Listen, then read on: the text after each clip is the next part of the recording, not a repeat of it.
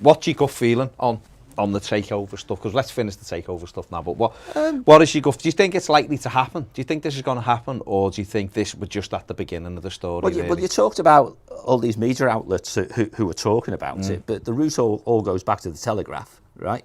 And therefore goes back to Matt Law. Therefore, presumably, it goes back to Peter Kenyon, I guess, talking to people he knows.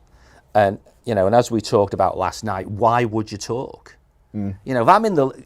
And I think I mentioned, I won't repeat the boring story, but I think I did on the live last night. I've done deals where, the competitors think they're winning and I know I've won. Yeah. And not until the FTSE 100, FTSE stock market gets told what's going on, do the losers realise they've lost. Yeah. I don't want anyone to know if I'm in the lead. No. Right? So if Peter Kenyon and his consortium think they're in the lead, they shouldn't be saying anything to anybody. Yeah. And Farhad has spent the last 6 years being hard to get to and saying very little to suddenly pop up and him being the one briefing it. Yeah, and certainly not to Matt Law, So it's hard to second guess why, other than trying to put pressure on him to move faster than he wants to move.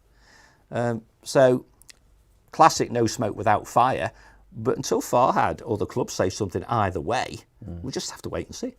We don't know, do we? No. Take away all the media noise, and there's nothing there. Business as usual. Yeah, there's nothing there. This is the last one, and we will move on. Is it strange then? Strange might be the right word, but do you find the fact that Farhad Moshiri hasn't denied this? No, I don't see that strange at all. No, because that has been Everton's MO for a long time. They don't comment on rumour. Don't comment. They just don't comment on rumour. I just would have thought... I mean, if Dominic King pops up tomorrow and does an article, then you'll know. And then you might think that's somebody else talking. Yeah. No, I just wondered I just, if he again, would have just gone, well, no, I've got no yeah, sense but of again, selling. He shouldn't, should he? Right? Never say never, Never and all say that, never. Fair enough. But as we talked last night, when Moshiri bought the club, no one knew about it. It just landed. He was number 3, wasn't he? Yeah. Just landed. He was number 3 with no noise, wasn't he? Yeah.